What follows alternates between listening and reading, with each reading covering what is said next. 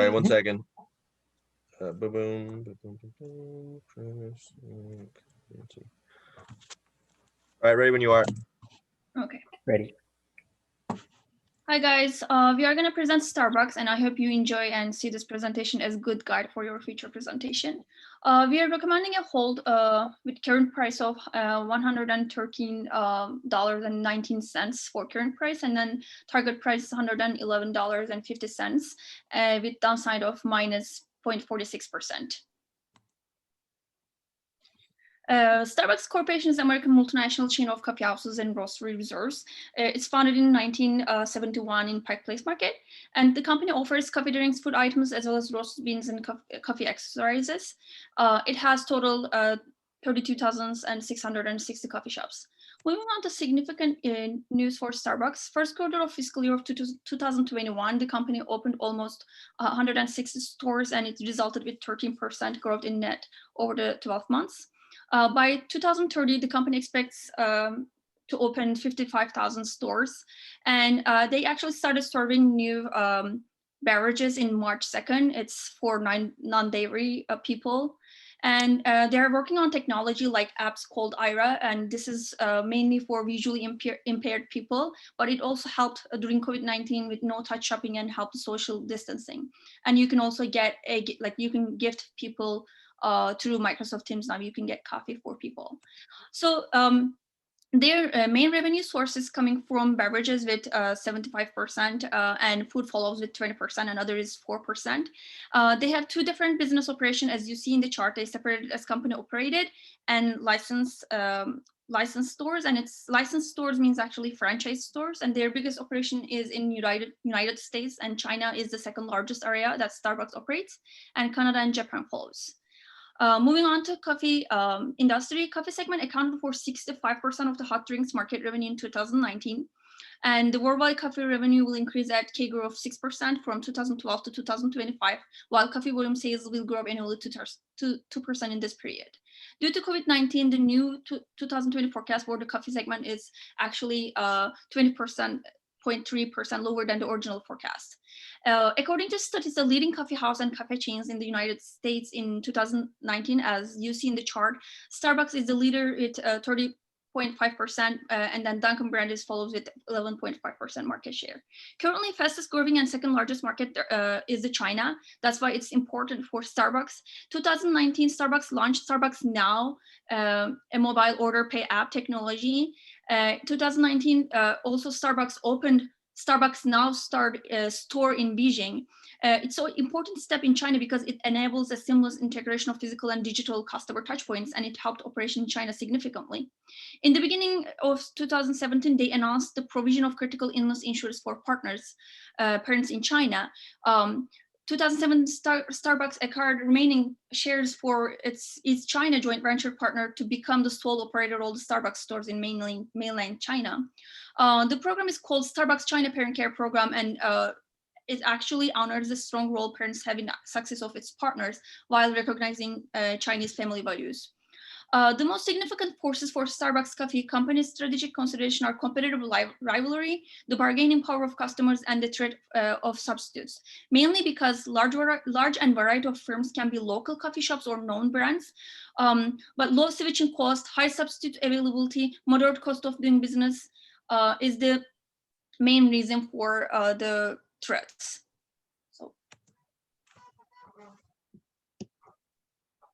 We put a 70% value on DCF and 30% value on relative valuation and got a price of 111.50.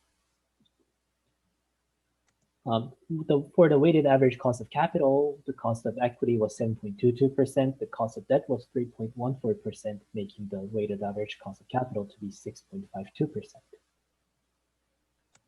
We can observe that free cash flows of the firm is showing an increasing trend, which is typical for a growing company. Starbucks is undergoing a restructuring which made the forecast difficult, and we had to take several unconventional methods to forecast beyond 2020. We still did identify 3 key drivers for this trend.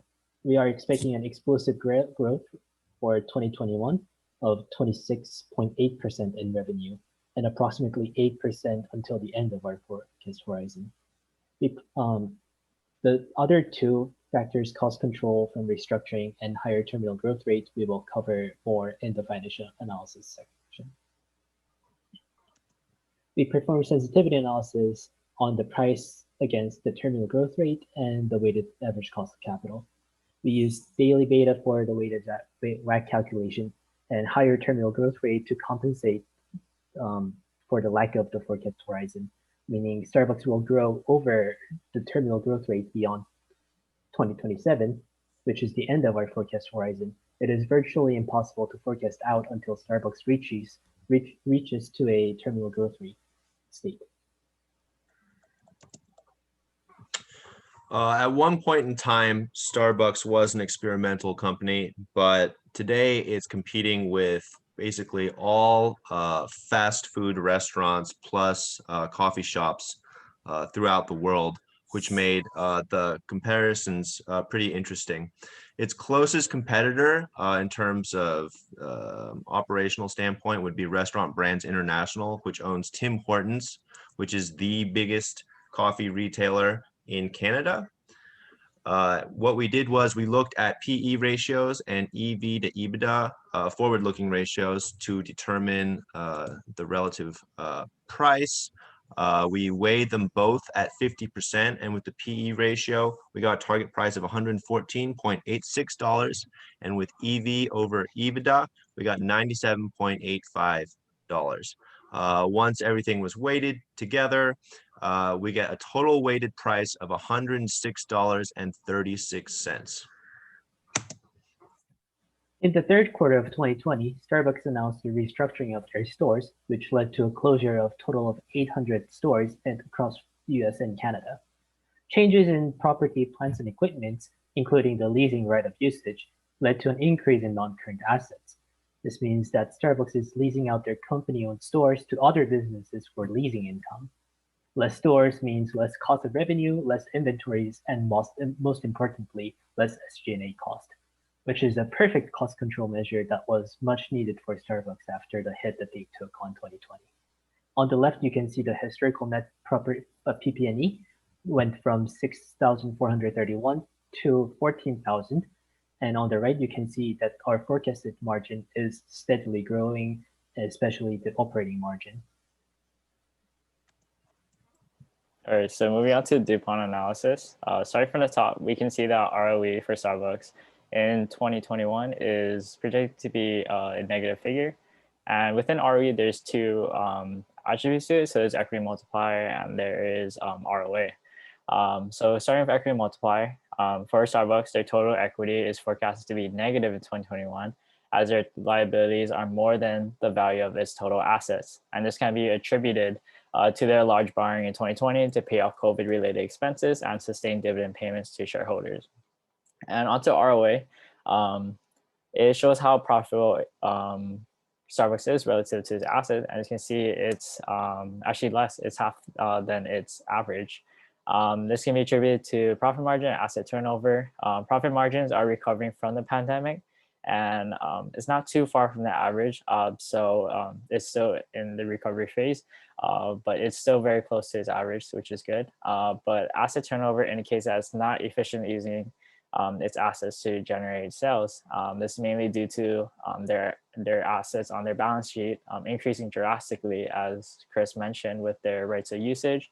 But revenue only is just recovering from the pandemic, so it may be better in the coming years. Well, next slide. So onto liquidity. So the current ratio is a liquidity ratio that measures a company's ability to pay short-term debts using only short-term assets. So for restaurant companies, a current ratio greater than 1.1 is ideal.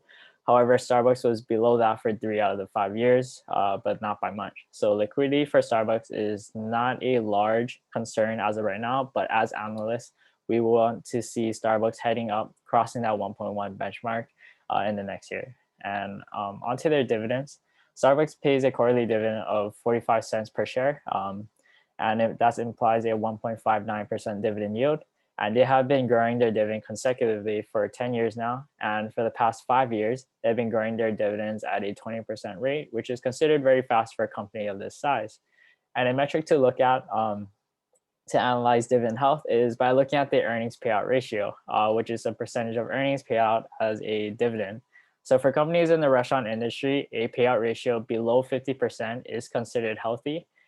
We can see that Starbucks has been hovering within that 50% benchmark, and it has a significant jump in 2020 to 155%.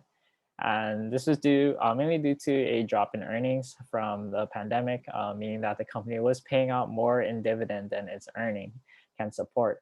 But that should recover in the low by the next couple of years to the low 60%. But aside from that, aside from 2020, their earnings payout ratio is just a tad bit concerning in terms of sustaining their high growth and dividend, depending on how their earnings are for 2021. We may see slower dividend growth in the coming years, or if not, a risk to Starbucks' financials if the ratio were to remain above that 50% threshold. So all investments come with risk. For Starbucks, it comes in three forms. First is macroeconomic conditions. As we know, we're still currently in a pandemic, and a lot of Starbucks stores were impacted heavily by this with reduced operations and reduced customer foot traffic. And this negative effect can be seen evidently in their steep drop in their key financial metrics, and any further complications or setbacks with the pandemic can affect their road to recovery. And how Starbucks navigates the business environment post-pandemic, especially with the work from home economy, is critical to their success, especially over the next 2 years, as we are yet to see how the demand for Starbucks coffee and their products will change with everyone working from home. Second risk is labor and supply chain. So this is from increases in the cost of high quality Arabica coffee beans. Correct me if I'm wrong, but Starbucks relies heavily on these beans in their operations, and Starbucks enters into large contracts at a premium with producing countries to supply the beans, and the prices of these beans are subject to significant price volatility, and any significant increases in price, which can come from, say, like weather or higher wages, can have a negative impact on their profitability. And last but not least, competition risk. Though it may seem that Starbucks is dominating the coffee industry, they still have competitors who are taking market share away from them, especially large fast food restaurants like McDonald's and Dunkin' Donuts, who poses a threat to Starbucks' growth. The main risk is in the form of price competition, because these fast food chains simply sell their coffee and premium coffee products at a much lower price than Starbucks does. And these chains are more appealing to those Starbucks customers who aren't a rewards member, as this group is less likely to be brand loyal. Starbucks has strong environmental practices, as more than its 9,000 stores used 100% renewable energy since 2015. The company invested $150 million to share technical coffee knowledge with farmers to decrease climate change impact. Its goal is to develop 100% recyclable cups by 2022. It committed to reduce 50% in greenhouse gas emission, water, and waste by 2030. On the opposite side, Starbucks used more than 8,000 2 minutes. paper cups a minute, which add up to more than 4 billion a year. To produce 4 billion paper cups, 1.6 million trees are harvested. For social practices, Starbucks donated more than 40 million disease-resistant coffee trees to farmers to help improve the quality of their harvest. It also donated $9 million in response to COVID and $17 million for hunger relief and other natural disaster. Besides social practices, besides good social practices, Starbucks faced some issues. In 2018, next slide, please. Starbucks encountered a racist incident where 2 Black men were arrested by Philadelphia police for sitting in Starbucks without purchasing anything. Another issue is that due to its large capital and influence, Starbucks expands its market position by buying out competitor leases, which is an unfair attempt to drive out small and independent competitors, including Seattle Coffee Company, who could not afford to pay a premium real estate price. Last but not least, workers in Brazil coffee plantation reported dead bats and mice in their food, no sanitation system, and they have to work from 4 a.m. to 11 p.m. every day. Moving on to governance, they have strong experience in diversity marketing and leadership, but weak experience in industry sustainability and public policy. Over the past 8 years, there's only insiders selling.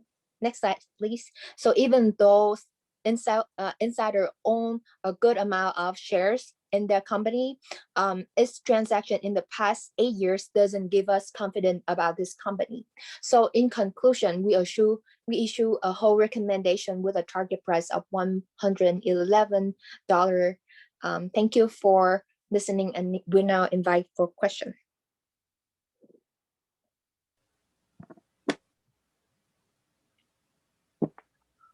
Okay. Do we have any question? Before we stop recording, I want to add a couple of points to our analyst. I took some notes. Got some questions, ask them.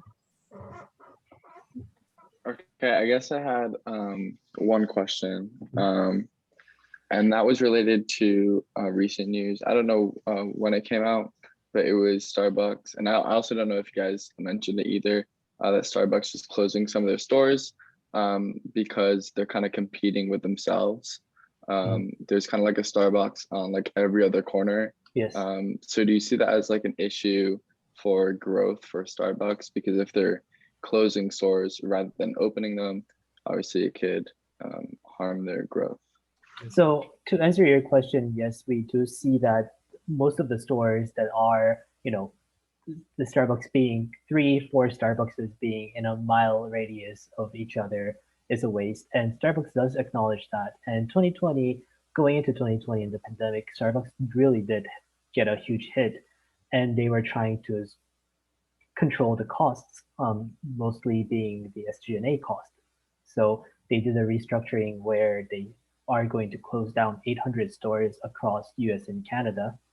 And as I said during the financial analysis, less stores does lead to a less cost of revenue and less SG&A cost, which is a cost control that Starbucks desperately needs currently. So I think it was a good move on Starbucks' part to get rid of those stores, unnecessary stores that they seem like they could use it as something else. So that something else became leasing it out to other businesses. So because those stores are company owned and not, franchise, they own the land, they own the store, so they can just simply get the Starbucks logo out and lease it out to other businesses who wants that spot.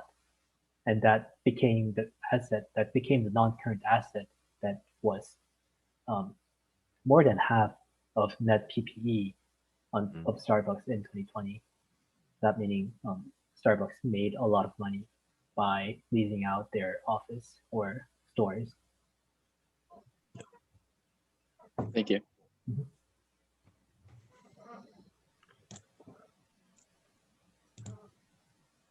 Do we have any more questions?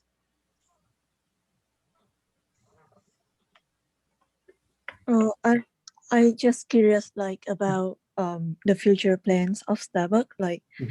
You said it they already closed a couple of stores during the pandemic. Yes. So do they have any plan to expand in the future or any merging plans? So while they are closing down stores in the United States, I don't know whether they will, where the same trend will continue elsewhere in the world that's not US and Canada, because there are a lot of stores that are within the close proximity within the United States, but the same cannot be said globally. They actually opened 160 new stores in 2021, and they are actually trying to reach 55,000, as I mentioned in the presentation. They are trying to reach 55,000 stores by 2030. So they have some expansion plan, and right now the largest, fastest growing market is China for them, and they're trying to implement some practices that is going well with China's protocol. And right now globally we really value distance shopping. So that's why they are actually they launched Starbucks Now app and Starbucks Now stores in Beijing. So like they're actually working on it to open more stores and in a like good locations, not close to each other. So yeah, they're trying to expand their business, and they did this year, and they're actually planning to do that in the future. Just to add on to that point, I also think they're experimenting a lot within the United States. So Starbucks Reserve, trying to provide a higher end experience. They're even serving food in these places as well as alcohol, as well as new products. Cold brew is something they jumped on board with a lot of enthusiasm, as well as the Starbucks espresso double shot in all the convenience stores. And so they may be saturated within the United States, but they are definitely experimenting with what people want and what works here in other ways. They also have they're trying to different styles in different countries. For example, in China, they opened a kind of Italian artisan type of cafe, and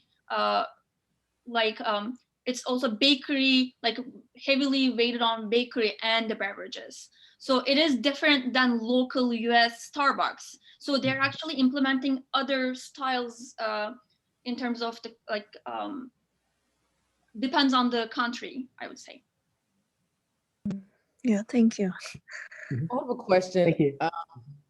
Real quick. So I always like when you think about Starbucks, because I can remember like you going to the cafe, you're sitting down in there, you know, that type of experience.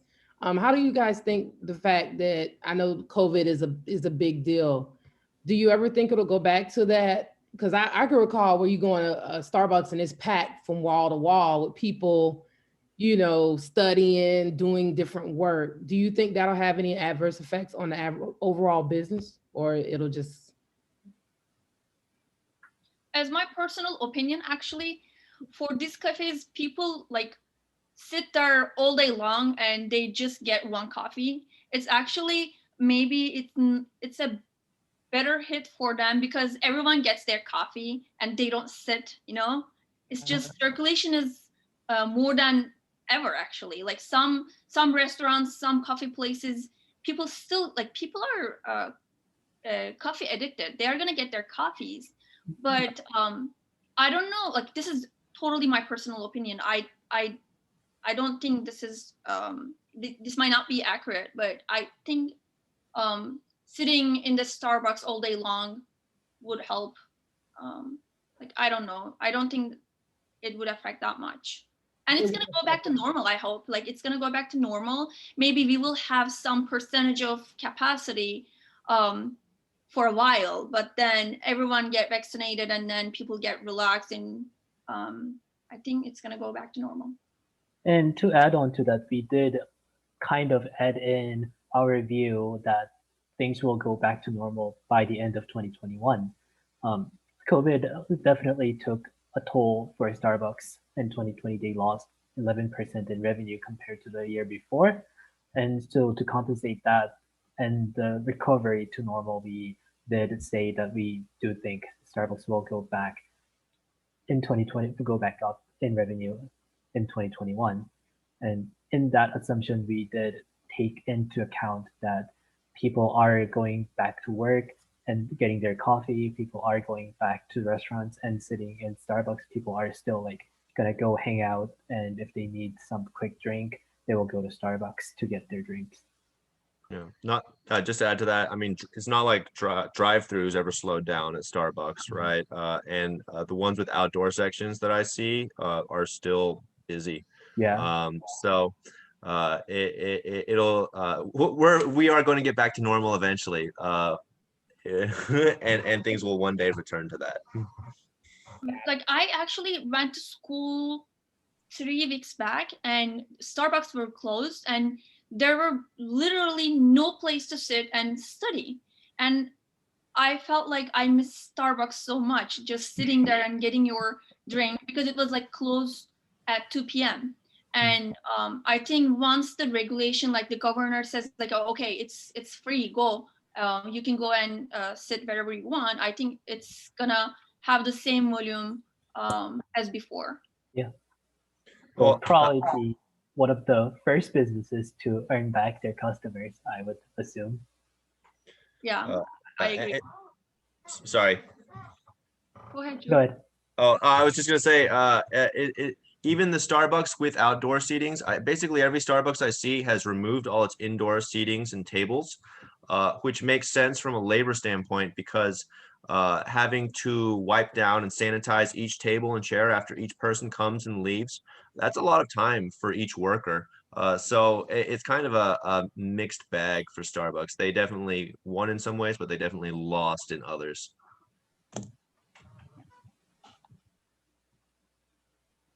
Hi. Hi, Kate. I'm just curious because Starbucks has several scandals about ethical issues. I'm just curious how the company responds when they have those scandals on news, and like during the COVID pandemic time, how they respond, especially to their employees. Because a lot of Starbucks stores close and a lot of employees lay off, or they have to work like as the frontline workers. So yeah. To answer your first question, Kate, so for the racist incident that occurred in 2018, they shut down like about 8,000 stores to conduct a racial bias education training for its employees. And the CEO announced to the public, even though there's protests everywhere in front of the Starbucks, but I think their approach can calm several protests down. For the slave labor found in Brazil, I don't really know their approach to that. But one thing interesting that I found in this story is that Starbucks has their own standard, their own labor standard. So usually company will have a same standard called fair trade standard, but Starbucks introduced their own labor standard. And it's really, I don't know, it's good or bad, because you can fake or hide something that you don't want to show in your own standard. And even though the Brazil coffee plantation certified by the Starbucks own standard, it still discovered the poor slave labor found there. So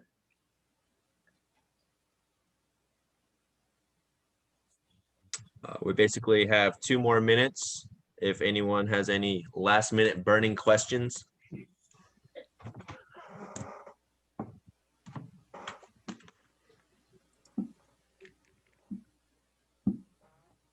Looks like we're good.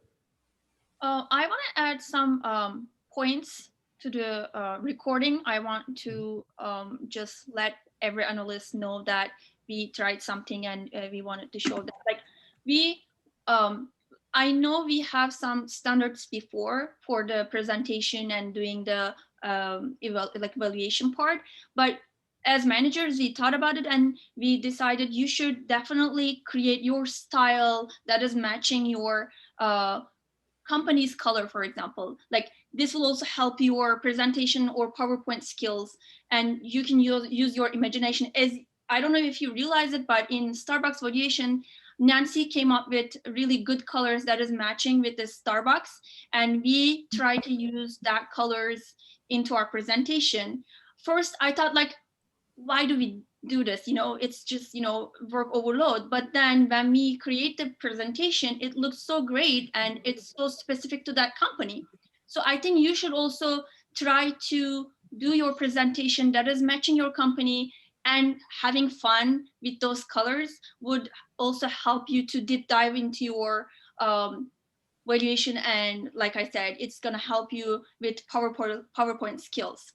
And it's not like you have to follow our presentation. Like, we did here, you can create whatever you want, just be creative.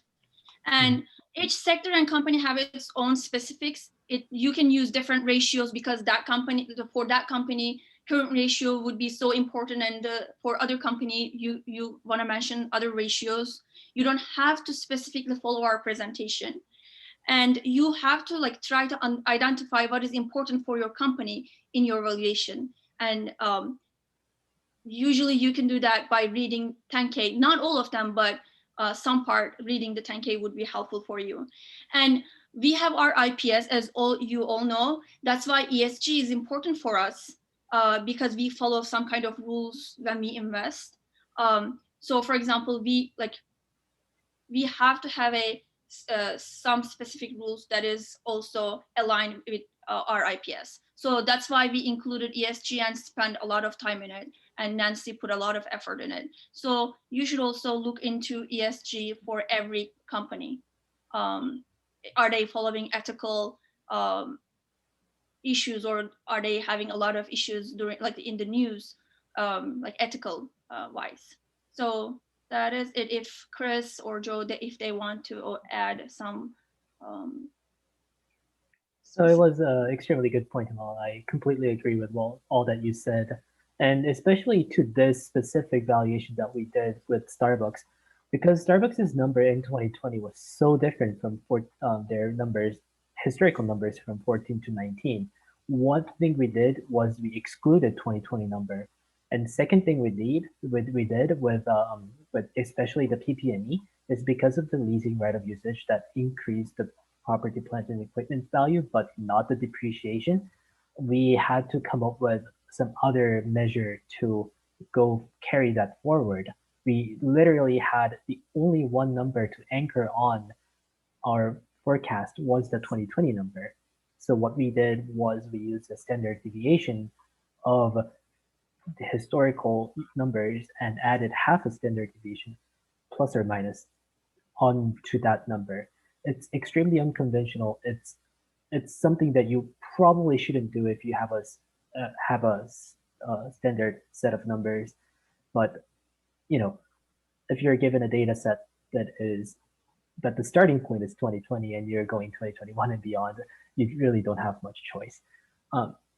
So if you guys look at the Excel sheet and have any questions of what we did, we are glad to help explain what we did. But should we email them our presentation and Excel sheet like to everyone? I'm going to upload it on Teams. And should we also email them if they don't go and look at the? I don't know. Sure. Sure. Yeah.